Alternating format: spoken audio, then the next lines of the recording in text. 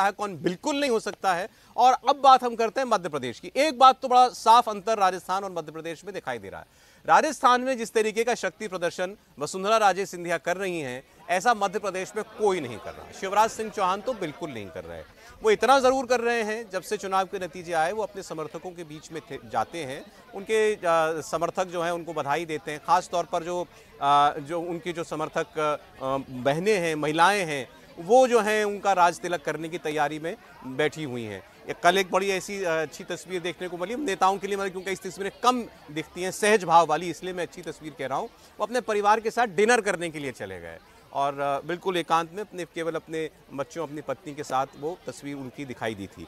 अब आज लेकिन शिवराज सिंह चौहान ने पहली बार मुख्यमंत्री पद के सवाल पर थोड़ा खुलकर बोला और उन्होंने ये कहा कि ये जो प्रश्न है ये इसीलिए मुझसे ना पूछा जाए क्योंकि मैंने कभी ना पहले अपनी दावेदारी पेश की, ना मैं आज अपनी दावेदारी पेश कर रहा हूं। मैं कार्यकर्ता था, कार्यकर्ता हूं, कार्यकर्ता रहूंगा। तो आप पहले शिवराज सिंह चौहान की बात सुनिए, फिर जो दूसरा नाम चल रहा है हम उनकी बात हम करेंगे। मैं मुख्यमंत्री का दावेदार ना तो पहले कभी रहा और ना आज हूं। मैं एक कार्यकर्ता के नाते सदैव भारतीय जनता पार्टी मुझे जो भी काम देगी उस काम को समर्पित भाव से अपनी संपूर्ण शक्ति, क्षमता और प्रामाणिकता, ईमानदारी से सदैव करता रहूँगा। मोदी जी हमारे नेता हैं और उनके साथ काम करने में हमने सदैव गर्व का और आनंद का अनुभव किया है। प्रदेश की जनता का एक बार फिर से आभार। शिवराज सिंह चौहान ने जो कहा, कई बार जो है ये कहना कि मैं उम्मीदवार नहीं हूँ, मेरी दावेदारी नहीं है, ये भी दावेदारी पेश करने जैसी जो है हो जाती है। शिवराज सिंह चौहान का लेकिन जो कंडक्ट रहा चुनाव जीतने के बाद से लेकर के अभी तक, उसको लेकर आपको क्या कहना है देवेंद्र जी? सौरभ, आप देखें इस पूरे चुनाव को तो जैसे एक सामान्य तौर पे परसेप्शन के तौर पे आपको समझ में आएगा कि शिवराज सिंह चौहान ऑब्वियस चॉइस हैं, लेकिन पार्टी की पूरी स्ट्रेटजी देखें, चुनाव लड़ने का तरीका देखें और इस मैंडेट के पीछे की व्याख्या अगर आपको करें तो आपको समझ में आएगा कि शिवराज सिंह चौहान मुख्यमंत्री नहीं होंगे।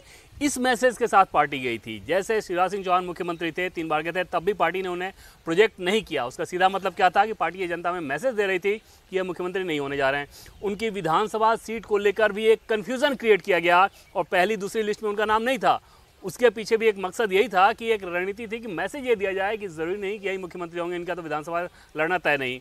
तीसरी चीज़ कि जितने सारे बड़े नेताओं को लड़ाया गया, 3 केंद्रीय मंत्री, 4 सांसद, उसके पीछे भी वजह यही थी। और पोस्टर में भी आप देखें तो शिवराज सिंह चौहान इन सबके समकक्ष ही थे। कहीं भी प्रधानमंत्री मोदी के अलावा शिवराज सिंह चौहान का बड़ा कटआउट लगाया जा रहा हो पार्टी की तरफ से, वो नहीं था। और इतनी सारी मैसेजिंग इसीलिए थी ना कि शिवराज सिंह चौहान हमारे मुख्यमंत्री के फेस नहीं है।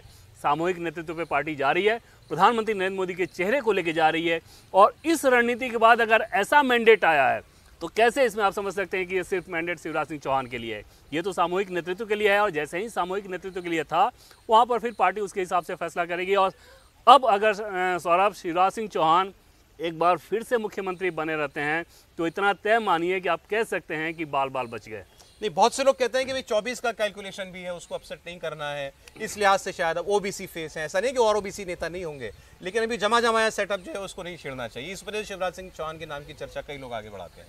और बिल्कुल इस तर्क में दम है कि लोकसभा चुनाव तक अगर ना छेड़ा जाए तो ज़्यादा बेहतर रहेगा, और ये राय थी। लेकिन पार्टी की जो राय थी वो एकदम से ये रही है, चाहे मध्य प्रदेश बीजेपी संगठन की बात कर लें या दिल्ली की बात कर लें, कि अब हमें किसी और चेहरे पर जाना है। इसमें कोई भ्रम नहीं है, सिर्फ टाइमिंग का मसला हो सकता है, लेकिन इसमें कोई भ्रम नहीं है कि अब किसी और चेहरे पे जाना है। ये सोच बन चुकी है और ये सोच बनने के पीछे कोई और वजह नहीं है, सिर्फ और सिर्फ यही कि ग्राउंड से जो फीडबैक है। आप सौरभ देखें कि इसी दौर में बीजेपी की सर्वोच्च इकाई पार्लियामेंट्री बोर्ड होती है, जो भी किसी भी डिसीजन मेकिंग के सबसे बड़ी बॉडी है, उसमें शिवराज सिंह चौहान को जगह दी गई। तो अगर कोई विद्वेष का भाव होता तो ये सारी चीज़ें नहीं हुई रहती। शिवराज सिंह चौहान इस चुनाव को जिस प्रकार से सिर्फ एक योजना पे केंद्रित करते हुए नजर आ रहे हैं, चुनाव के नतीजों के बाद भी इस बात को भी पार्टी बिल्कुल अच्छे रूप में नहीं ले रही है। ऐसा लग रहा है कि पार्टी का जो एजेंडा है, पार्टी की जो लाइन है, उसको वो क्रॉस करने की, ओवरलैप करने की कोशिश कर रहे हैं। नहीं, ये बात तो वो चुनाव के बीच, जब चुनाव के नतीजे आने में 2 दिन थे, तब उन्होंने कहा था कोई कांटे की टक्कर नहीं है, लाडली बहनों ने सारे कांटे निकाल दिए।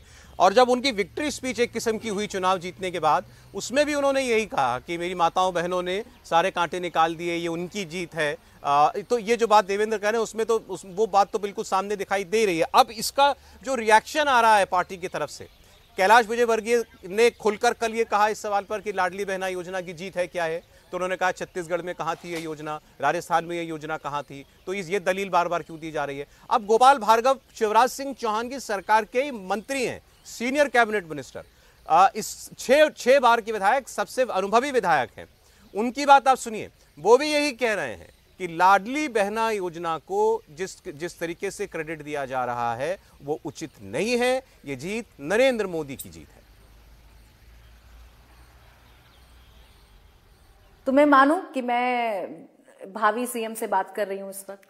आज के दिन मुझे लगता है मैं गरीब कल्याण के अलावा कोई बात करने के लिए वो नहीं हूँ, लेकिन ये सब पार्टी के फैसले होते हैं। हम नीतियों के साथ जनता के बीच में जाते हैं, व्यक्ति के नाते नहीं जाते हैं। और इसलिए कार्यकर्ता होने के नाते हम योजनाएं लेकर गए थे, हम अपने नेता और उनकी नीतियों को लेकर गए थे, जिसकी मैंने आपसे चर्चा की है। ये फैसला भी पार्टी करती है, प्रहलाद पटेल।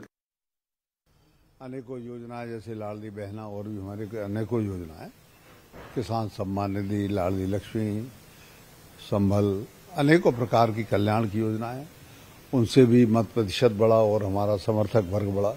लाडली बहना के अलावा तमाम और भी कारक रहे, प्रधानमंत्री आवास योजना है, आपने बताया किसान कल्याण योजना है, ये सब मिलाकर जीत मिली। ये बात सही है, किसी एक योजना के दम पर चुनाव नहीं होते। सीएम कौन बनेगा? अभी तो आपने देखा किसी एक योजना को क्रेडिट नहीं दिया जा सकता। ये वो लोग कह रहे हैं जो सरकार में शामिल थे और वरिष्ठ मंत्री थे, वो इस बात को जो है आगे बढ़ा रहे हैं। जो बात जो देवेंद्र आप कह रहे थे कि भाई केवल एक योजना पर को श्रेय देने का जो बात कही जा रही है और शिवराज सिंह चौहान इस बात को कह रहे हैं, वो शायद पसंद नहीं की जा रही है। हर्षवर्धन जी, नहीं, ये ठीक भी नहीं है। मुझे लगता है कि किसी भी स्थिति में भारतीय जनता पार्टी की इन 3 राज्यों की प्रचंड जीत को आप किसी एक योजना पे जाकर ले जाएं तो ये उचित नहीं होगा, ये सचमुच अन्याय होगा। और दूसरा, शायद ये बहुत कॉशियस डिसीजन है। नरेंद्र मोदी फ्रीबीज पॉलिटिक्स के विरुद्ध रहे हैं। कई बार चुनाव में होता है, आपको चुनाव के समय में सामने वाली पार्टी ऐसे वादे कर रही तो आपको भी उसके सामने एक कहना पड़ता है चलो मेरा काउंटर चैलेंज है, ये काउंटर ऑफर है आपका, लेकिन वही आपकी पहचान बन जाए, ये कभी भी नरेंद्र मोदी वाली भारतीय जनता पार्टी पसंद नहीं करेगी। शिवराज सिंह चौहान बड़े शानदार नेता हैं, बहुत शानदार उनका कार्यकाल रहा। मुझे लगता है कि पार्टी ने उनकी सम्मानजनक विदाई का मुख्यमंत्री पद से एक रास्ता तैयार किया है, उनको भी अब उस तरफ सोचना चाहिए। और बहुत स्पष्ट है, ओबीसी राजनीति के लिहाज से भारतीय जनता पार्टी के पास नेताओं की कमी नहीं है। खुद केंद्रीय मंत्री प्रहलाद पटेल वो इसीलिए वहां एक तरह से कहें कि माना जा रहा है लोधी समाज के बड़े नेता हैं। भारतीय जनता पार्टी को एक आवश्यकता भी है। और मेरा ये मानना है कि मध्य प्रदेश जैसा डाइवर्सिफाई स्टेट है, जैसा राज्य है, उसमें सचमुच अब एक जरूरत है कि नया नेतृत्व, नया चेहरा आए। कम से कम केंद्रीय नेतृत्व ये तय कर चुका है। और जहां तक रही किसके नाम पर वोट मिलता है, तो मोदी के लिए महिलाओं की कतार अगर पूरे देश में लगती है तो शिवराज सिंह चौहान ने उसको और आगे बढ़ाया। और मैं उसको दूसरी तरह समझाता हूं कि नींव के पत्थर, इमारत और सबके ऊपर एक झंडा लगा दिया जाता है, दिखता सिर्फ झंडा है। तो शायद चुनाव के समय में लाडली बहना झंडा दिख रहा था, लेकिन इतनी योजनाएं, इतना सब कुछ और उसमें ब्रांड नरेंद्र मोदी, वो सबसे महत्वपूर्ण था। नहीं, एक बात और, जैसे अभी हमने आपको बयान सुनाया शिवराज सिंह चौहान का, जिसमें वो कह रहे हैं कि मैं पहले भी दावेदार नहीं था, अब भी दावेदार नहीं हूँ सीएम पोस्ट का। कई बार होता है कि आप भीड़ में हैं, रिपोर्टर, मीडिया पर्सन हैं, वो माइक आपकी जो है सामने लगा देते हैं और सवाल पूछते हैं, तो आपको कुछ कहना पड़ता है, रिएक्ट करना पड़ता है। ये वैसा वाला मामला नहीं था। वो स्टेटमेंट उन्होंने जारी किया है कि मैं सीएम फेस नहीं हूँ, ये उनको कहना पड़ रहा है, तो ये भी सामान्य बात नहीं है। देखिए, ऐसा होता है कि जो भी राजनीति में आता है, अगर वो राज्य की राजनीति में है तो वो सीएम बनना ही चाहता है। तो ये कहना कि मैं सीएम की रेस में नहीं हूँ या सीएम बनना नहीं चाहता हूँ, ये सिर्फ एक मैं तो ये कह रहा हूँ कि ये रेस में आने के लिए जारी किया गया बयान है। मैं कह रहा हूँ कि ये ऐसा बयान है कि जिसको आप किसी भी तरह से ले सकते हैं कि वो अपने आप को ये नहीं कहना चाहते कि मैं ही हूँ।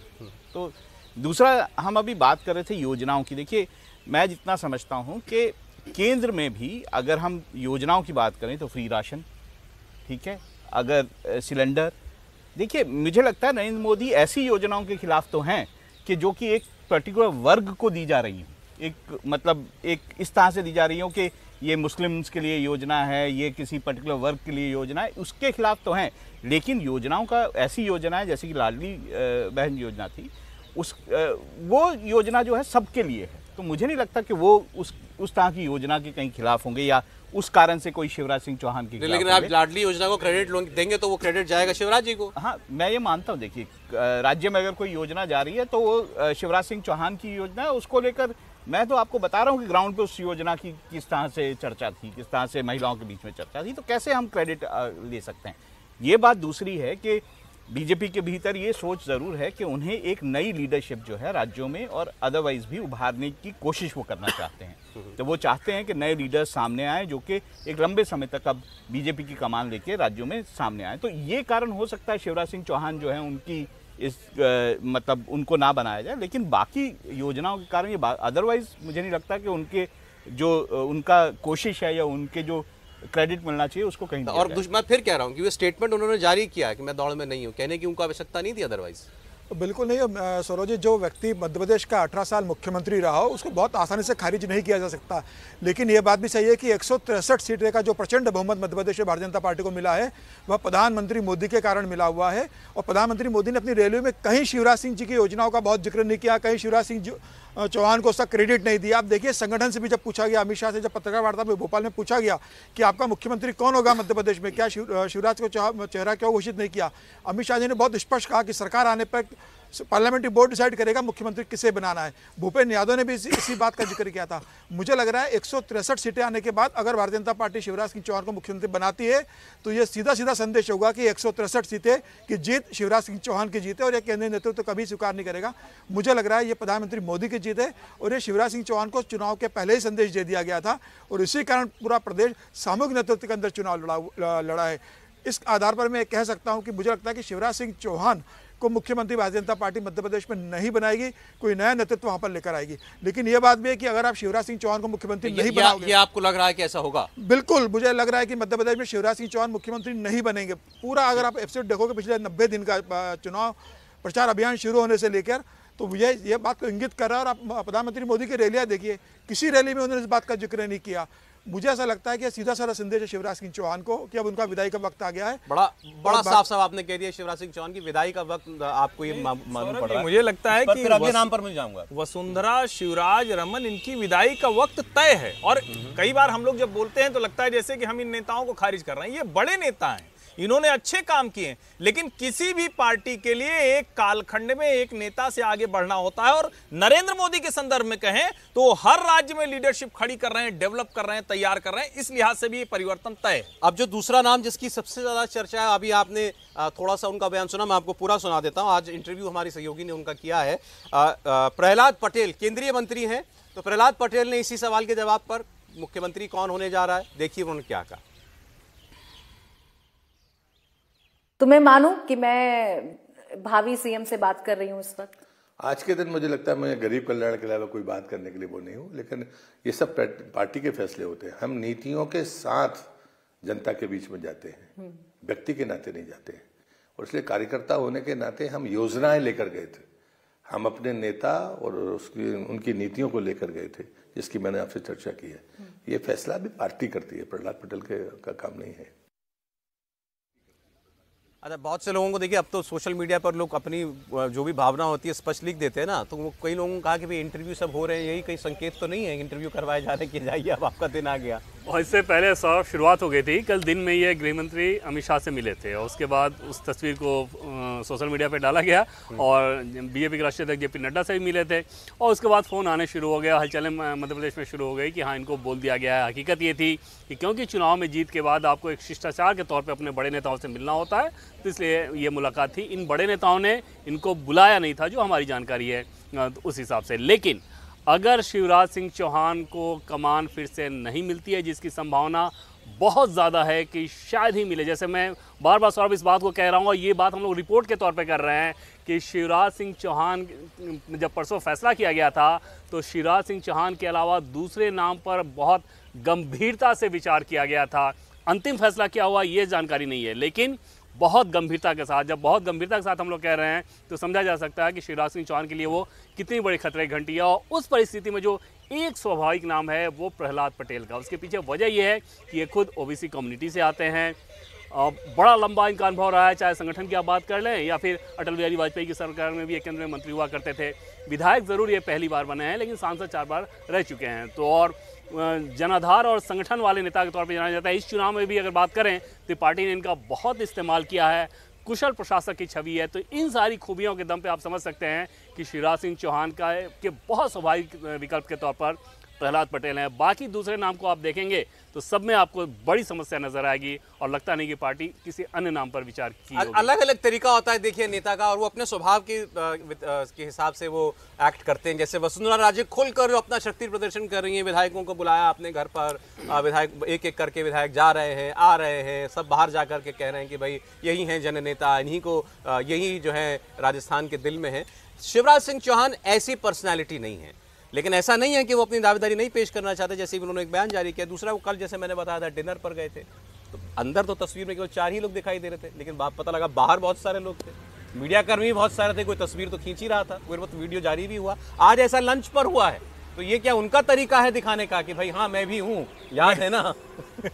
नहीं, मुझे लगता है कि ये तरीका होता है और इसमें कोई बुराई भी नहीं है। अगर नेता मतलब ये है कि हर वक्त आप राजनीति करते रहिए, ये मेरा मानना है कि आप जिस प्रोफेशन में हैं। लेकिन और इसको अगर आप देखें तो शायद यही स्वभाव, यही तरीका है कि शिवराज सिंह चौहान 2018 की हार के बाद 2019 में सरकार बनी तो सिंधिया जी की वजह से थी, लेकिन वो सर्वाइव इसी वजह से कर गए क्योंकि उनको ये करना आता है। लेकिन मेरा ये मानना है कि अब उस सर्वाइव करने के, जिसको कहते हैं ना किसी सर्वाइवल की एक लिमिट होती है, वो लिमिट भी अब समाप्त हो चुकी है और उनकी सम्मानजनक विदाई मुख्यमंत्री पद से होगी। और मैं ये मानता हूं कि केंद्रीय भूमिका उनकी फिर से तैयार होगी, वो दिल्ली आएंगे और वो भूमिका लगभग तय है। और ये भी सच है कि अगर मुख्यमंत्री का बदलाव हो रहा है तो प्रहलाद सिंह पटेल सबसे बड़े दावेदार हैं और बेहतर भी हैं। अगर हम देखें तो उनका जो जनाधार है, जिस तरह से लोध पटेल नेता है, उमा भारती के जाने के बाद एक बड़ी कहें कि वैक्यूम वाली स्थिति है उत्तर प्रदेश में, कल्याण सिंह भी अब रहे नहीं, तो उस लिहाज से भी बहुत महत्वपूर्ण है। एक चीज मैं क्लियर कर लूं कि क्या हम फिर किसी तीसरे नाम की चर्चा करने का नहीं है मतलब? मेरे हिसाब से सर मध्य प्रदेश में किसी तीसरे नाम पर विचार करने की जरूरत नहीं है, इन्हीं नामों पे केंद्रित रखने की जरूरत। ये बिल्कुल क्लियर हो गया फिर। ठीक, प्रहलाद पटेल को लेकर मुझे थोड़ा एक संशय है, इसलिए भी है कि देखिए प्रधानमंत्री मोदी की कैबिनेट में वो स्वतंत्र प्रभार इंडिपेंडेंट मिनिस्टर थे। जब मोदी ने पोर्टफोलियो चेंज किए उसमें उन्हें राज्य मंत्री का दर्जा दे दिया, राज्य मंत्री बना दिया गया।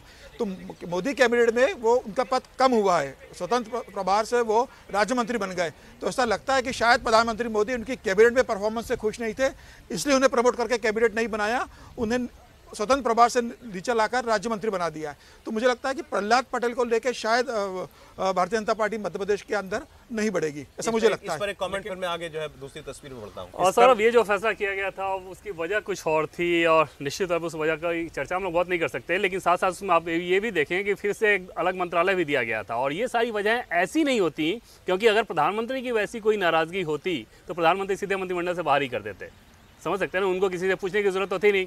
तो अगर ये चीज़ें हैं तो कम से कम ये आधार नहीं हो सकता। इतना ज़रूर है कि क्या पार्टी का शीर्ष नेतृत्व इस बात को लेकर मुतमईन रहेगा और रहना चाहेगा कि ये उस हिसाब से डिलीवर कर सकते हैं। उस पैमाने पर आप देखें तो कहीं कोई कॉन्ट्राडिक्शन नज़र नहीं आ रहा है सर। चाहे कास्ट की आप बात कर लें, संगठन में उनके अनुभव की बात कर लें, प्रशासनिक अनुभव की बात कर लें, जैसा कि पहले मैंने बताया कि वाजपेयी सरकार में भी मंत्री थे, तो इन सारे पैमाने पे एकदम से खड़े उतरते हैं और पहला स्वाभाविक विकल्प वही नजर आ रहा है। जिन 2 तस्वीरों की शिवराज सिंह चौहान की मैं बात कर रहा था वो मैं आपको तस्वीरें दिखाता हूं। अब देखिए, कल गए थे वो एक रेस्टोरेंट में, होटल में खाना खाने के लिए अपने परिवार के साथ, और आज उन्होंने, जिनको वो अपना परिवार कहते हैं, जनता को, उनको ही बुला लिया लंच पर, उन्हीं के बीच में बैठकर उन्होंने जो है भोजन किया। तो ये दोनों तस्वीरें जो हैं वो हम आपको ये बता रही हैं काफ़ी कुछ कि क्या शिवराज जी इस तरीके से अपनी दावेदारी जो है वो प्रस्तुत करना चाहते हैं। क्योंकि ऐसा होता है तो फिर ये इनकी तस्वीरें फिर रिलीज की जाती हैं, शेयर की जाती हैं लोगों के सोशल मीडिया पर, खास तौर पर। ये तस्वीरें क्या कह रही हैं? नहीं, निश्चित तौर पर वो कोशिश है, लेकिन यहाँ एक बात सबको अब ध्यान में रहनी चाहिए कि ये विधायक अब तय करने वाले हैं। अब जनता, भीड़, इस तरह के फोटोज और जो लोग निर्णय लेने वाले हैं, यानी स्पष्ट तौर पर कहें तो नरेंद्र मोदी और अमित शाह, उनके ऊपर इस तरह की चीज़ों का बहुत प्रभाव नहीं पड़ता है। वो बहुत स्पष्ट होते हैं और किसी की भी भूमिका को लेकर पार्टी के भीतर दूसरे चैनल भी हैं। जैसे मध्य प्रदेश है तो मेरा ये मानना है कि राष्ट्रीय स्वयंसेवक संघ के भी फीडबैक का बड़ा महत्वपूर्ण योगदान होगा उसमें, जो भी मुख्यमंत्री बनेगा। तो ऐसा नहीं है कि कोई नरेंद्र मोदी अमित शाह अचानक तय करते हैं। कई बार ये मीडिया में बात करते हुए हम लोग भी मोदी शाह करते हैं, लेकिन नरेंद्र मोदी अमित शाह के फैसले इसीलिए ठीक चलते हैं क्योंकि वो उन सारी जगहों से बात करते हैं जिस फीडबैक का सबसे अधिक महत्व है। और मध्य प्रदेश के संदर्भ में मेरा यह मानना है कि भारतीय जनता पार्टी के साथ साथ राष्ट्रीय स्वयंसेवक संघ भी, और वहां पर इंस्टीट्यूशंस खड़े किए हैं। बीजेपी ने और किसी राज्य में उतने इंस्टीट्यूशन नहीं खड़े किए जितने गुजरात और मध्य प्रदेश में किए हैं। इसलिए भी मुझे लगता है कि फीडबैक पहले से तय है, किसको मुख्यमंत्री बनाया जाना है वो लगभग तय है। सौरभ, इसमें थोड़ा सा एक छोटी चीज मैं जोड़ दूं कि जो कह रहे हैं हर्षवर्धन, वाकई ये उसके बाद क्या होता है, जैसे जब हम लोग रिपोर्ट कर रहे हैं कि नाम तय हो चुका है, फिर पार्टी ने ऐलान क्यों नहीं कर दिया? तो इस प्रक्रिया में समय लगता है कि बाकी जितने संगठन हैं, जिन लोगों को आपको ऑन बोर्ड लेना है, उनको बताया जाता है। वहाँ पर किसी लेवल पर अगर कोई बहुत स्ट्रांग ऑब्जेक्शन सामने आया, उन्हीं अपवाद स्वरूप परिस्थितियों में वो निर्णय बदलता है, अन्यथा बदलता नहीं। तो वो प्रक्रिया की जा रही है बस। तो अगर कोई, जैसा आप कल से कह रहे हैं कि नाम तो तय हो चुका है ऑलरेडी, तो वो नाम इन तक पहुंचा होगा, क्या इसकी संभावना है? शिवराज सिंह चौहान तक? जी ना, बिल्कुल नहीं। उन तक ये जानकारी सीधे तो बिल्कुल ही नहीं पहुंची होगी। उनके जो इनडायरेक्ट माध्यम हो सकते हैं, उसके मार्फत कुछ संकेत मिला होगा, और उस संकेत का नतीजा आप कह सकते हैं आज का जो बयान है, जिस तरह के वो बयान दे रहा है। हालांकि शिवराज सिंह चौहान को देखें, सहज मिलनसार व्यक्ति हैं लोग। अब ऐसे में हो नहीं पाएगा, चिल्ला चोन थोड़ा सा भाई रुको, ऐसे में ढंग से चलो आप लोग, चलो बाहर चलो चलो भाई बाहर चलो, चलो पीछे यहाँ बाइक नहीं दे रहे, चलो पीछे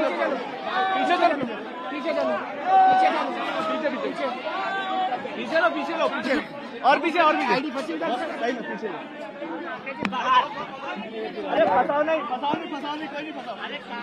हम लोग बाहर चलें खुली जगह पर, फिर हम लोग जो है बात करेंगे। उनका बयान हम जो है आपको ये स्टेटमेंट जो है सुनाएंगे। आप बता रहे थे कि मतलब कुछ जो प्लस है उनकी पर्सनालिटी के, वो तो है ही।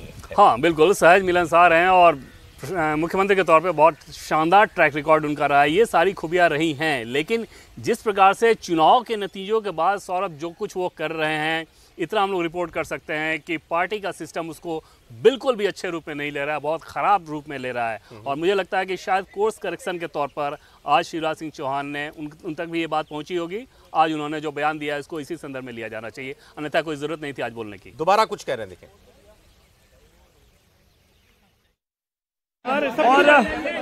और यहाँ पर भोजन करने पहुंचे थे मध्य प्रदेश के मुख्यमंत्री शिवराज सिंह चौहान।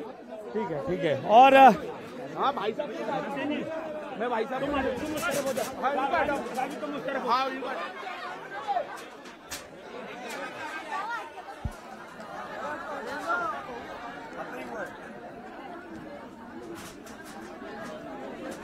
कोशिश हो रही है कि उनसे बात की जाए, लेकिन वो आज लोगों के बीच में जो है बड़ा घिरे हुए आपको दिखाई दे रहे हैं। जैसे तस्वीरें बता रही हैं, लोगों के बीच में, बच्चों के बीच में बैठकर उन्होंने जो है भोजन किया हुआ है।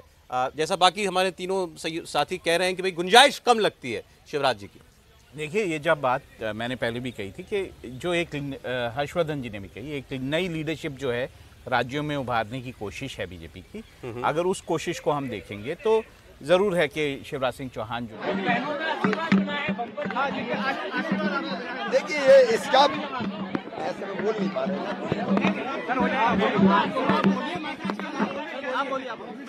बहनों का शुद्ध और सात्विक प्रेम अद्भुत है। आज उन्होंने भोजन पे बुलाया, मैं भोजन पे आया।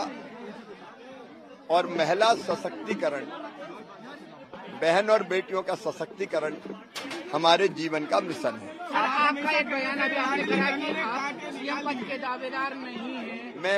मैं पहले भी कभी नहीं रहा, आज भी नहीं हूं, बाद में भी नहीं रहूंगा। भारतीय जनता पार्टी के कार्यकर्ता एक बड़े मिशन को पूरा करने के लिए काम करते हैं, किसी पद के लिए नहीं। और उस मिशन के माध्यम से जो काम मिलता है उसको हम मेहनत ईमानदारी से करते हैं। अब इससे ज्यादा न्याय हो नहीं पाएगा। मैं दिल्ली नहीं जाऊंगा। कल मैं जा रहा हूं छिंदवाड़ा, जहां 7 विधानसभा की सीटें हम नहीं जीत पाए।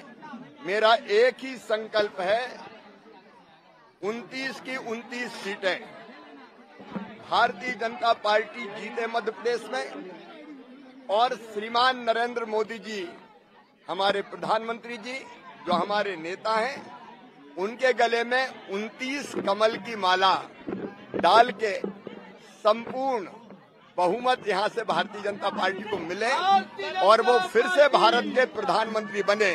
इसलिए 29 की 29 लोकसभा की सीटें जीतना ये हमारा अगला लक्ष्य है।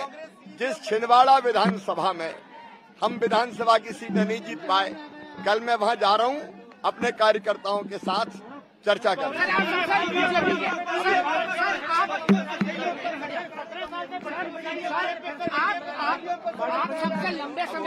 कहा कि मैं दिल्ली नहीं जाऊंगा।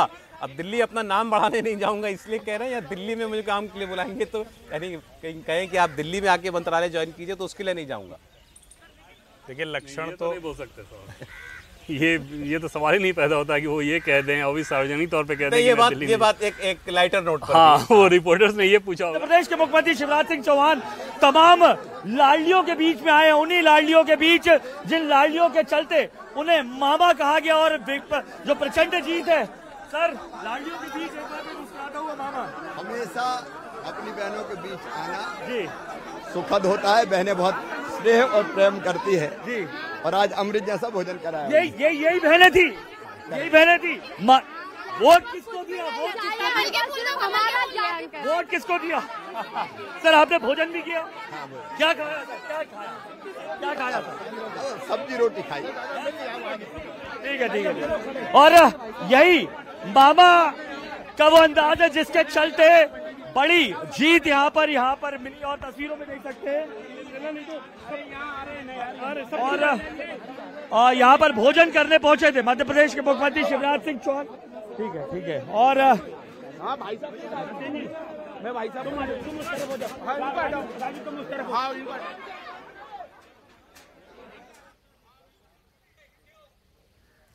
और देखिए आगे उन्होंने जो बात कही कि लोकसभा की 29 सीटें नरेंद्र मोदी जीते, यहाँ उनकी कमल की माला उनको पहनाई जाएगी, सारी सीटें हम जीतेंगे।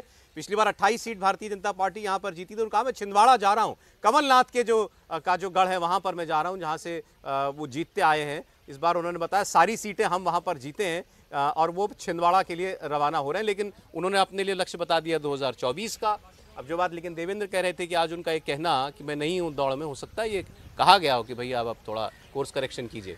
मुझे ऐसा लगता है कि देखिए, मैं फिर भी मानता हूं कि शिवराज सिंह चौहान को अभी भी लग रहा होगा कि उनके नाम पे कंसिडरेशन होगा। और जैसे कि हम बात कर रहे थे कि अभी नामों को कैसे डिसाइड किया जाता है, बात हो रही थी, तो ऐसा कुछ नहीं होता कि एक नाम लेके आरएसएस से कोई चर्चा होती है। 2-3 नाम जाते हैं, उस पर चर्चा होती है और उसमें उनका फीडबैक लिया जाता है कि आप क्या सोचते हैं। और आरएसएस में भी जो विभाग हैं वो बटे हुए हैं कि राजनीति कौन देखेगा, मीडिया कौन देखेगा, बाकी सब। तो जो राजनीति देखते हैं उनके साथ चर्चा होती है कि आपका क्या फीडबैक इन नामों पे है, उसके हिसाब से डिसाइड होता है कि किस नाम को आगे बढ़ाना है। तो ये जहाँ तक शिवराज सिंह चौहान की बात, देखिए इसे नॉर्मल वे में भी लिया जा सकता है। वो ये वेट कर रहे हैं कि केंद्रीय नेतृत्व उन्हें किस काम के लिए बढ़ाता है। क्या उनको वो केंद्र में लाना चाहते हैं, क्या उनको सीएम शिप ही देना चाहते हैं, या फिर कुछ और उनके लिए उन्होंने सोचा हुआ। तो ये सब चीज़ें जो है उनके दिमाग में चल रही होगी और केंद्रीय नेतृत्व जो है वो इन सब बातों पर चर्चा कर रहा होगा कि आखिर कौन व्यक्ति जो है जिसका एडमिनिस्ट्रेटिव एक्सपीरियंस ज़्यादा अच्छा है, जो सबको साथ लेके चल सकता है, वो उसका नाम आगे बढ़ा। अगर ऐसा नहीं होता, जैसा कि आपने कहा कि गुंजाइश ज़्यादा है कि वो दोबारा अगली बार एक बार फिर मुख्यमंत्री बने, तो उनके लिए कहीं और अकोमोडेट किया जाएगा, इस बात को भी निश्चित माने। बिल्कुल साहब, इसमें कोई दो राय नहीं कि ऐसा नहीं है कि उनको किसी वनवास में भेजा जाएगा, उनको लेके कोई नाराज़गी है, उनसे कोई गलती हुई है, ऐसा बिल्कुल भी नहीं है। बस उनकी भूमिका बदल दी जाएगी और उसके बाद आप संभव है कि अगर ये फैसला हो गया तो उसके बाद आप राष्ट्रीय राजनीति के स्तर पे उनको देख पाएंगे। और निश्चित तौर पे इसमें कोई दो राय नहीं कि केंद्र सरकार में भी उनके लिए जगह रहेगी, क्योंकि इतना वास्ट एक्सपीरियंस है उनके पास कि अगर मुख्यमंत्री से हटाए जाते हैं तो उम्मीदें उनको ज़रूर होगी कि कम से कम और कुछ नहीं तो लोकसभा चुनाव तक रहने दिया जाए। प्लस इतने सालों तक मुख्यमंत्री सौरभ रहे हैं तो पार्टी के सिस्टम में भी संघ के सिस्टम में भी आपके अपने लोग हो जाते हैं जो कि आपके पीछे एकदम से खड़े रहते हैं। तो ऐसे अवसर पर वो बहुत ज़्यादा एक्टिव हो जाते हैं, वो बचाने की कोशिश करते हैं। तो ये सारी कवायद निश्चित तौर पर चल रही है। आप स्वाभाविक तौर पर सोचिए ना कि इस मैंडेट के बाद जो मौजूदा मुख्यमंत्री हैं, अगर अभी भी उनको कोई इंडिकेशन नहीं दिया गया है, इससे नहीं समझ में आ रहा है कि हाँ पार्टी के भीतर क्या चल रहा है, पार्टी के भीतर कितना रीथिंक है। और अगर रीथिंक है तो समझा जा सकता है ना कि रीथिंक के एक नहीं कई सारे सबूत हैं। पूरे चुनाव के दरमियान प्रधानमंत्री नरेंद्र मोदी अगर आपकी उपलब्धियों की चर्चा नहीं करें, जीत के बाद अगर बीजेपी दफ्तर में क्या प्रधानमंत्री नरेंद्र मोदी 4 लाइन बोले उनके बारे में, शिवराज सिंह चौहान के बारे में, आपको छत्तीसगढ़ को लेकर सवाल खड़ा हो सकता है कि भाई वहाँ के नाम क्यों नहीं तय हो रहा है, क्योंकि नया कुछ करना है। राजस्थान को लेकर आपको कोई सवाल खड़ा हो सकता है, लेकिन मध्य प्रदेश में तो अगर ये रीथिंक नहीं था तो समय ही नहीं लगना था। बिल्कुल बिल्कुल बिल्कुल ठीक। और जैसा देवेंद्र ने भी कहा कि भाई तीसरे नाम पर चर्चा हो, इसकी उम्मीद लगभग न के बराबर है प्रहलाद पटेल के अलावा। आप कुछ नाम उसमें ऐड करना चाहें जो आपको लगता मुमकिन है? देखिए बहुत से नाम है, लेकिन मुझे ऐसा लगता है कि शिवराज सिंह चौहान अगर मुख्यमंत्री नहीं बनते हैं तो पार्टी के पास और भी बेहतर विकल्प उपलब्ध है जिसपे पार्टी वर्कआउट कर सकती है। आउट ऑफ बॉक्स जाके कई नाम आ सकते हैं, जिसके अंदर कई नए चेहरे भी हो, सरप्राइजिंग चेहरे भी हो सकते हैं। कोई ऐसा नेता भी हो सकता है जिसने विधानसभा चुनाव नहीं लड़ा हो और वो मुख्यमंत्री के रूप में हमें देखने को मिले। लेकिन ये तय है कि अगर शिवराज सिंह चौहान मुख्यमंत्री नहीं बनेंगे तो उन्हें खाली नहीं छोड़ा जाएगा, दिल्ली में जिम्मेदारी दी जाएगी। आप देख सकते हैं गुजरात का उदाहरण हमारे सामने, विजय रूपाणी जब मुख्यमंत्री नहीं रहे तो उन्हें संगठन में जिम्मेदारी दी गई और पंजाब के प्रभारी बनाए गए। तो निश्चित रूप से शिवराज सिंह चौहान को जिम्मेदारी दी जाएगी, लेकिन ये तय है कि शिवराज सिंह चौहान मध्य प्रदेश में मुख्यमंत्री नहीं बनेंगे। आप बड़ा एम्फेटिकली इस बात को कह रहे हैं। बिल्कुल, मतलब जो पूरे समीकरण राजनीतिक पार्टी का जो मतलब पीएम का हावभाव बता रहा है, अमित शाह की पत्रकार वार्ता और संगठन का वहाँ का हावभाव बता रहा है, वहाँ के स्थानीय नेता जो बता रहे हैं, जो फीडबैक वहाँ से आ रहा है, मुझे ऐसा लग रहा है। और शिवराज सिंह चौहान भी इतनी प्रचंड जीत के बाद अभी तक दिल्ली बधाई देने पीएम को और अमित शाह से मिलने नहीं पहुंचे हैं। तो मुझे लगता है ये उन्होंने भी कहा ना मैं दिल्ली नहीं जाऊंगा। और बाकायदा जिम्मेदार लोग ये बता रहे हैं, पार्टी के कि हाँ बदला जा रहा है, बदलने का पूरा मूड है, ये बताया जा रहा है। ये तो इस मतलब फिर तो स्पष्ट ही है ये बात लग। बिल्कुल नहीं मतलब बस मैं क्यों विंडो हम लोग दे रहे हैं, क्योंकि विंडो का सिर्फ ये है कि शीर्ष स्तर से अगर कुछ वो नहीं आ रहा है, लेकिन जिम्मेदार लोगों की बात मैं कर रहा हूँ कि जिम्मेदार लोग ये कह रहे हैं कि हाँ बदलने का मूड है, बदला जा रहा है। और ये मूड अचानक नहीं बना, ये तो पूरे चुनाव कैंपेन को अगर आप पिछले 3 महीने को देखें, आज ही मुझे इस बात को फिर से कहा गया कि पिछले 3 महीने को अगर आप देखें तो सीधे पार्टी की रणनीति समझ में आ जाएगी कि पार्टी अब क्या करने जा रही है। तो लेकिन और बहुत से चेहरे लड़ाए गए थे, मतलब क्योंकि हम लोग प्रहलाद पटेल जी की बात कर रहे हैं कि केंद्र से भेजा गया, तो ऐसे और भी लोग थे, सांसद भी थे। तो किसी और नाम को आप नहीं मानते कि चर्चा करना ठीक होगा? अगर नेम वाइज अगर आप बात करें तो सीधे समझ में आएगा कि उस रूप में कोई वैसा स्वाभाविक विकल्प नहीं दिख रहा। अब टॉप लीडरशिप के कोई पसंद हो, दिल में उनके क्या चल रहा है वो अलग बात है, लेकिन राजनीतिक तौर पर जिन चीज़ों की आप व्याख्या कर सकते हैं या जहाँ से जो इंडिकेशन मिल सकता है, इन दोनों आधार पर देखें तो कोई और नाम नजर नहीं आ रहा है। नरेंद्र सिंह तोमर, जैसे नरेंद्र सिंह तोमर का केस ही आप लें कि बहुत भरोसेमंद हैं, पीएम मोदी अमित शाह दोनों बहुत भरोसा करते हैं उनके ऊपर, अच्छा उनका भी अनुभव रहा है, संगठन का भी, सरकार का भी। लेकिन फॉरवर्ड कम्युनिटी से आते हैं, ठाकुर कम्युनिटी से आते हैं, तो आप सोचिए कि ऐसे दौर में जब अपोजिशन जात को लेके इतना ज़्यादा बाउंडर खड़ा करने की कोशिश कर रहा है, एक ओबीसी लीडरशिप को हटा के आप ठाकुर लीडरशिप को वहाँ पे देने का जोखिम उठा सकते हैं। राजनीति तो इसकी बिल्कुल इजाज़त नहीं देती कि हाँ ऐसा किया जाएगा, उस हिसाब से समझ सकते हैं कि किस प्रकार से खारिज है। बिल्कुल जुड़ा हुआ राज्य यूपी में योगी, इसमें ये ओबीसी और अगड़ा पिछड़ा के अलावा जो महत्वपूर्ण है, ठीक है नरेंद्र सिंह तोमर जी बड़े नेता हैं, अच्छे नेता हैं, सब कुछ ठीक है, लेकिन जिस तरह से अभी वो वीडियो आया, आप यहाँ भले कहें वो चुनाव भले जीत गए, तोमरों ने कहा कि भाई हमारे तोमर नेता को खींचे गया। दूसरा, किसान आंदोलन के दौरान भी मेरा ये मानना है कि कृषि मंत्री के तौर पर कोई बहुत अलग से प्रभाव छोड़ने में नाकाम रहे नरेंद्र सिंह तोमर। और केंद्र की राजनीति में नरेंद्र मोदी की कैबिनेट में राज्यों से कुछ बड़े नेताओं के आने की आवश्यकता है, जिसमें मैं शिवराज सिंह चौहान को देखता हूं। और निश्चित तौर पर कोई ओबीसी ही वहां मुख्यमंत्री बनेगा, इतना तो लगभग तय है ना। अब समर्थक तो हर किसी का जो है आवाज लगाते ही, तो मैंने तो कैलाश विजयवर्गीय के नाम की बात भी सुनी है। एक और चीज मैं कह दूं, देखिए इसमें एक और समझिए, 24 के लिहाज से सब हो रहा है। कई नेता सांसद जिनको माना जा रहा है कि वो टिकट मांगते, टिकट के दावेदार होते, उन सबको भी इसमें एडजस्ट किया जाएगा। जो जीत भी गए हैं विधानसभा, उनमें देखा जाएगा किसको विधानसभा में रखना है और किसको नहीं रखना है। कई ऐसे सांसद थे जो जीत भी गए हैं विधायक, लेकिन उनके लिए भी बहुत शिकायतें थी, उसमें भी बहुत से बदलाव देखने को मिले। एक बड़ा बयान जो है अशोक गहलोत का आ रहा है इस वक्त। ऐसा लग रहा है अभी भी वो हथियार डालने को तैयार नहीं है, हम सरकार में नहीं तो पार्टी में। क्या कह रहे हैं वो सुनिए। सचिन पायलट को लेकर भी सवाल पूछा गया कि अब क्या सचिन पायलट ही भविष्य है। अशोक गहलोत का जवाब आप सुनिएगा। प्रस्ताव पास हुआ है कि भाई हाईकमान जिसको बनाएगा नेता विधायक दल का उसको हम स्वीकार करेंगे। सर्वसम्मति प्रस्ताव पास का प्रस्ताव पास हुआ है। ये हमारी परंपरा भी रही है, पूरी परंपरा का निर्वहन करते हुए प्रस्ताव पास। नतीजे जो आए उस पर भी कुछ चर्चा हुई क्या बैठक में? जो नतीजे आए, हार हुई, उस पर भी कुछ चर्चा हुई? देखिए नतीजे तो जिस प्रकार छत्तीसगढ़ में और मध्य प्रदेश में है और राजस्थान में, राजस्थान को फिर भी डाउटफुल मानती थी और छत्तीसगढ़ और मध्य प्रदेश में तो एक धारणा थी कि कांग्रेस जीत रही है, पर नतीजे जो आए वो बिल्कुल अप्रत्याशित आए हैं। वोट शेयर कम नहीं हुआ, ना राजस्थान में, ना मध्य प्रदेश में, ना छत्तीसगढ़ में। जो पहले वोट शेयर था वो आज भी कायम है कांग्रेस के पास। ये शुभ संकेत है आगे के लिए। और अब जरा सचिन पायलट की बात भी आप सुनिए। सचिन पायलट अपनी कॉन्स्टिट्यूंसी टोंक से तो जीते ही हैं, अब सवाल यही है कि उनकी भूमिका राजस्थान में कांग्रेस पार्टी क्या रखती है। सचिन पायलट इस वक्त हमारे साथ हैं। सर, आज बैठक हुई, क्या मंथन हुआ, क्या चर्चा हुई? हम लोगों ने सर्वसम्मति से एआईसीसी को अधिकृत किया है कि अगला नेता प्रतिपक्ष कौन होगा, इसका निर्णय दिल्ली से होगा। हम सब विधायकों ने सर्वसम्मति से उनको अधिकृत किया है। कहा जा रहा था कि कांग्रेस एक बार फिर सरकार बनाएगी, क्या कारण लग रहा है आपको कि ऐसी स्थिति नहीं बन पाए? इस बात का दुख हम सबको है और इसका विश्लेषण भी हम लोग करेंगे आने वाले समय में, क्या रणनीति में बदलाव करना है, क्योंकि हर बार हम सरकार बनाते हैं और फिर हार जाते हैं। अब 30 साल हो गए, तो इस परंपरा को तोड़ने के लिए हमने पूरी कोशिश की, लेकिन क्या कारण रहे इसका पार्टी में अंदर बैठ के चर्चा हम लोग करेंगे। मैं ऐसा मानता हूं कि अब लोकसभा चुनाव बहुत दूर नहीं है, इसलिए हम लोगों को मजबूती से मैदान में उतरना पड़ेगा। युवाओं को लेकर आप अक्सर बात करते हैं, युवाओं की भूमिका क्या हो, क्योंकि अब की बार जितने भी युवा कैंडिडेट उतारे उनका प्रदर्शन काफी अच्छा रहा। बाकी स्थिति जब भी युवाओं को मौका मिला है उन्होंने परफॉर्म किया है। इस बार भी अनेकों लोगों को मौका मिला, वो जीत कर आए हैं। मैं तो हमेशा व्यक्तिगत रूप से इस बात में सबसे आगे रहा हूं कि युवाओं को मौका मिलना चाहिए। I have always advocated young people getting more responsibility, और कांग्रेस की बड़े फख्र की बात है इतने सारे नौजवान जीत कर आए हैं हमारे। 2024 को लेकर कितने आश्वस्त और आपकी भूमिका क्या?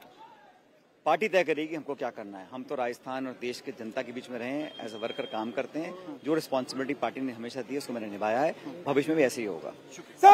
तो सचिन पायलट कह रहे हैं कि युवाओं की वकालत मैंने हमेशा की है, युवाओं ने परफॉर्म किया है, जो सलाह देनी होगी प्लेटफॉर्म पर, पार्टी के प्लेटफॉर्म पर रखेंगे। लेकिन एक सबसे बड़ी बात ये कि 2024 को लेकर कह रहे हैं जो भूमिका पार्टी तय करेगी मैं उसके लिए तैयार हूं। कैमरामैन राजेश्वर के साथ पवन नारा, इंडिया टीवी। एक टीवी पर एडवर्टीजमेंट आता था एक उत्पाद का, उसमें टैगलाइन पर अंत में उसका ये था कि ये दीवार टूटती क्यों नहीं। तो ये भी एक ऐसी दीवार है जो टूटने का नाम नहीं ले रही। पहले झगड़ा इस बात का था मुख्यमंत्री कौन होगा, और अब झगड़ा इस बात का है कि विधायक दल का नेता कौन होगा। अब इस दोनों नेता जो हैं इस पर आपने उनके बयान जो है वो सुन लिए, और अशोक गहलोत जो है ऐसा बिल्कुल स्पष्ट लग रहा है कि अभी भी वो राजस्थान में कांग्रेस पार्टी की राजनीति के शीर्ष पर रहना चाहते हैं। वो चाहते हैं कि उन राजनीति उन्हीं के इर्द गिर्द घूमे। अभी भी सचिन पायलट को अकोमोडेट करने की कोई भावना जो है कम से कम नजर नहीं आती। चुनाव में लेकिन ये जरूर दिख रहा था, चुनाव में वो सचिन पायलट के साथ अपनी तस्वीर भी रिट्वीट करते थे। सचिन पायलट अगर कोई वीडियो जारी करते थे वो उसको भी शेयर किया करते थे। लेकिन चुनाव खत्म, पैसा हजम, अब सब कुछ पहले के जैसा फिर दोबारा वही हो गया है। खेल खत्म, पैसा हजम हो गया है। देखिए, लेकिन ये एक चीज और दिखाता है कि एक तरफ भारतीय जनता पार्टी को अभी तक मुख्यमंत्री को लेकर बहुत मुश्किल नहीं हो रही, वसुंधरा भले वो कोशिश कर रही हैं। दूसरी तरफ कांग्रेस पार्टी का संकट देखिए कि वो चुनाव हारने के बाद भी एक जवाबदेही जिम्मेदारी नहीं तय कर पा रहे हैं। वो अपने नेताओं को ये संदेश तक नहीं दे पा रहे हैं कि आगे आपकी भूमिका क्या होगी। और यहीं पर जाकर आपके कैडर को, आपके समर्थकों को, और अब तो बाकायदा कई बड़े नेता राजस्थान के खुलकर कहने लगे हैं कि भैया जिस तरह से सरकार चली उसमें हमें आने की कोई गुंजाइश नहीं थी। और उसमें सबसे बड़ा उदाहरण तो तब मिला जब मुख्यमंत्री का ओएसडी, यानी जिसके हाथ में सारी सत्ता की चाबी थी, जो आदमी सारे बड़े काम करने के पीछे उसी को था, वो क्या कह रहा है कि हाँ हमारी सरकार में सचिन पायलट का पीछा कराया गया, उनका फोन टैप कराया गया। आरोप उसी लोकेश शर्मा पर है कि वो उसी के इशारे पर हुआ। जाहिर है वो मुख्यमंत्री थे।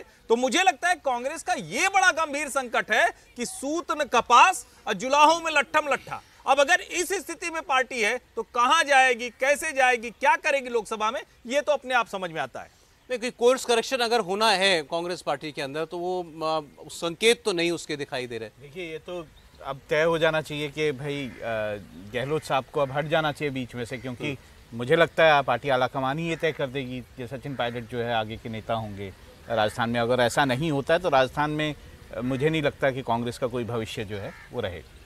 देखिए, कमलनाथ इतनी बुरी हार हुई मध्य प्रदेश में, क्या कमलनाथ ने अभी अध्यक्ष पद से इस्तीफा दिया? अभी तक उन्होंने इस्तीफा नहीं दिया। छत्तीसगढ़ में इतनी बुरी हार हुई है, क्या वहाँ के सांसद खुद चुनाव हार गए जो प्रदेश अध्यक्ष दीपक बैज कांग्रेस के? क्या उन्होंने अध्यक्ष पद से इस्तीफा दिया नैतिक जिम्मेदारी लेते हुए कि प्रदेश अध्यक्षता में जिम्मेदारी लेता हूँ? वही राजस्थान में हालत है कि अशोक गहलोत आके नहीं कह रहे कि नहीं अब युवा नेतृत्व के लिए मैं जगह खाली करूंगा, विपक्ष का नेता कोई युवा बनेगा, अब मैं केंद्रीय टीम में जाना चाहता हूं। मुझे लग रहा है कि कांग्रेस को अब निर्णय लेना पड़ेगा कि इन तीनों राज्यों के अलावा अन्य राज्यों में जो बुजुर्ग नेता हो चुके हैं, जिन्होंने वहाँ मठाधीश बन के बैठे हुए थे लगातार कांग्रेस की सत्ता में, और कांग्रेस को वहाँ उन्होंने लगभग खत्म करने का काम किया है, नेतृत्व निर्णय ले, उन्हें प्रदेश की राजनीति से बाहर करे और नया नेतृत्व लेके आए, तभी कांग्रेस इन राज्यों में वापसी कर सकती है। भाई, दोनों ही नेताओं ने एक वक्त पर पार्टी में बगावत की है। अब इतना फर्क है कि अशोक गहलोत ने बिल्कुल शीर्ष स्तर पर बगावत की है, उन्होंने तो भाई अध्यक्ष पद पर आने से इनकार कर दिया था। बिल्कुल सौरभ, आज भी उनका बयान देखें तो उन्होंने क्या कहा कि हमारा वोट शेयर घटा नहीं है, बढ़ा है और ये आगे के लिए शुभ संकेत है। तो बहुत स्वाभाविक सी बात है। और ऐसे भी आप देखें तो कांग्रेस पार्टी को लोकसभा चुनाव भी लड़ना है और राजस्थान में अशोक गहलोत के सामने सचिन पायलट टिकते नहीं। लीडरशिप की अगर आप बात करें तो अभी भी अशोक गहलोत ही हैं जो कि पूरे प्रदेश के नेता हैं। सचिन पायलट सिर्फ एक पॉकेट के नेता हैं। कांग्रेस पार्टी को अभी उन्हें बहुत इन्वेस्ट करना पड़ेगा उनके भीतर पूरे प्रदेश का नेता बनाने में, और कांग्रेस पार्टी के सामने ये दुविधा जरूर रहेगी कि लोकसभा चुनाव से पहले आप गहलोत को नाराज ना करें। अच्छा, अब इस वक्त कमलनाथ का एक स्टेटमेंट आ रहा है, वो देखते हैं। और आप सबसे खुद ही बात कर लेंगे।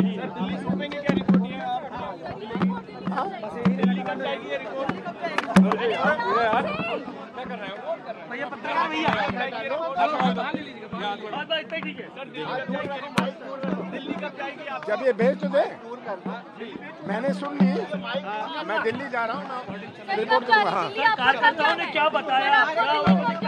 सब कार्यकर्ताओं में बहुत जोश है, सब उम्मीदवारों में बहुत जोश है। जो निराशा जी, मैंने किसी की निराशा की बात नहीं करी। खबरें आ रही थी, कितनी सच्चाई है इसमें? किसी चीज से आप इस्तीफा देने की बात खबरें हैं, कितनी सच्चाई है? ये उनसे पूछो जो बात कर रहे हैं।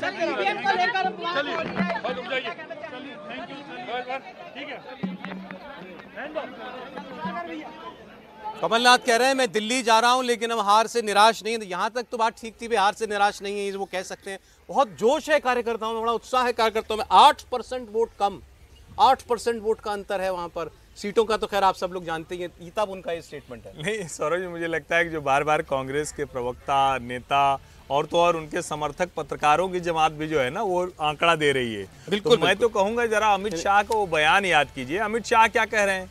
कह रहे हैं कि हम 50% की लड़ाई लड़ रहे हैं, हमें इससे मतलब ही नहीं कौन किससे गठजोड़ कर रहा है। हाँ। और भारतीय जनता पार्टी ने मध्य प्रदेश में करीब 49% मत हासिल किए हैं। यानी आप कुछ भी कर लें, अगर 51 और 49 हो जाए, 52-48 हो जाए, तब भी तो किसी को मत मिलेंगे, तब भी आप मत प्रतिशत बताएंगे, लेकिन तब पूरे देश में आप पूरी तरह से साफ हो जाएंगे। और मैं बार बार एक बात कह रहा हूं कि अगर यही रफ्तार रही भारतीय जनता पार्टी जिस तरह से लोगों को जोड़ रही है, तो सचमुच 350 पार नारा नहीं रह जाएगा, हकीकत बनती दिखेगी 2024 में नरेंद्र मोदी की। और सौरभ, कांग्रेस के एक बड़े नेता पार्लियामेंट में कह रहे थे, ऑफ रिकॉर्ड बातचीत थी इसलिए हम लोग नाम नहीं ले रहे हैं, कि हमें पता ही नहीं चला और अभी तक ये बात हमें समझ में नहीं आ रही है कि कैसे हम हार गए।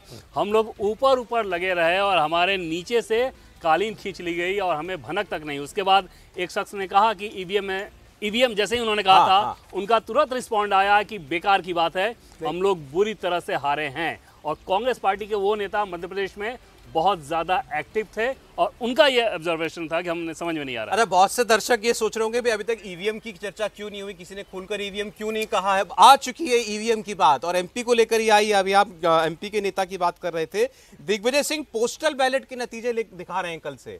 वो कह रहे हैं पोस्टल बैलेट के अंदर 21% ज्यादा वोट कांग्रेस पार्टी को मिला है और ईवीएम के वोट में हम लोग जो है वो 9% डाउन हो गए हैं। तो दोष उन्होंने साफ साफ दे दिया ईवीएम को। देखिए, मुझे ये तो ऐसा है कि अगर आपको कुछ और समझ नहीं आ रहा हो कि क्यों हार हुई है, तो आप जो ठीक रहा है ईवीएम पे फोड़ दें। तो फिर अगर जब जीत होती है तब भी कहना चाहिए कि हमने ईवीएम में कुछ गड़बड़ कराई थी। तो ये तो अजीब सी बात है, लेकिन हाँ ये बात बिल्कुल सही है कि जहाँ तक वोट परसेंटेज की बात जब कांग्रेस करती है तो ये बात कहीं ना कहीं सही है कि उनका वोट परसेंटेज बहुत गिरा नहीं है। लेकिन ये बात भी सही है कि बीजेपी ने एक प्रचंड बहुमत जो है वो हासिल किया, और वो तभी हासिल हो सकता है जब आप दूसरी पार्टी को रिजेक्ट कर दें पूरी तरह से, तभी ये जो है इस तरह की जीत हासिल हो। हाँ, मुझे लगता है कमलनाथ जो अशोक गहलोत ने कहा उस बात को दोहरा सकते हैं कि हमारा वोट बैंक तो स्थिर रहा, जितना 40.82% 2018 में मिला था उसी के आसपास रहा है। लेकिन कमलनाथ इस बात को समझ रहे हैं कि 68 सीटें कम हो गई है उनके, इसमें 66 सीटों पे आके पार्टी टिक गई है। तो मुझे लग रहा है इस बात पे खुशी मना रहे हैं कि जो 2018 में हम जाते 2023 में भी हम वहीं टिके रहे, हमें न घटे न बढ़े, हम वहीं के वहीं रहे। नहीं देखें, ये तो कांग्रेस पार्टी के नेता हैं तो वो तो चले कुछ ना कुछ तर्क गढ़ते हैं, कहते हैं अपनी पार्टी को और अपने कार्यकर्ताओं को निराशा से बचाने के लिए। जो बाकी जो समर्थक वर्ग है और उसमें भी लोग हैं, एक मैं आपके मित्र की बात बता दूं, योगेंद्र यादव जी की बात कर लें। उन्होंने जो है एक वीडियो जारी करके कुछ डेटा जारी किए, क्योंकि वो भी डेटा के आदमी हैं वैसे तो। उन्होंने बहुत सी बातें कही, मैं अंत का बस के उनका स्टेटमेंट आपको दिखा रहा हूँ कि इन्हीं नतीजों को, विधानसभा चुनाव के नतीजों को अगर आप लोकसभा के लिहाज से देख लीजिए, असेंबली कॉन्स्टिट्यूएंसीज का मत जोड़ लीजिए, तो एमपी में पिछली बार 1 थी, इस बार 5 सीटें कांग्रेस को आएंगी। छत्तीसगढ़ में 2 के बदले 3, राजस्थान में 1 भी नहीं थी, 11 सीट इस बार आएंगी, 24 में आएंगी। देखिए सौरभ जी, योगेंद्र जी का आपने नाम लिया तो वैसे मैं किसी के लिए कोई ऐसी टिप्पणी करता नहीं हूँ, और चूंकि इस चैनल पर हूँ तो वैसे भी राष्ट्रीय चैनल पर ये नहीं करता हूँ। लेकिन कुछ लोग होते हैं जिनका चरित्र उनके व्यवहार से बिल्कुल मेल नहीं खाता है। योगेंद्र यादव उसका देश में बड़ा उदाहरण है। जो व्यक्ति सारी जिंदगी सेफोलॉजी, चुनाव विश्लेषण करता रहा और जहां जहां करता रहा उसका उल्टा होता रहा। जो व्यक्ति कहता था कि हमने अखिलेश यादव के लिए पिच बना दी है, अखिलेश यादव साफ हो गए, योगी आदित्यनाथ प्रचंड बहुमत से जीत गए। जिस व्यक्ति को यह पता है कि इस तरह से रिलेशन करके अगर आप देखेंगे तब तो फिर सभासद उसी हिसाब से बना दो। नामित नहीं होते हैं योगेंद्र यादव, डेमोक्रेसी का, लोकतंत्र का मतलब भूल गए। और एक ही व्यक्ति जिसका एक मत होता है वो वार्ड में अलग वोट करता है, असेंबली में अलग करता है, पार्लियामेंट्री में अलग करता है, जो एमएलसी का इलेक्शन होता है, जो अलग अलग स्नातक निर्वाचन और उसमें अलग करता है।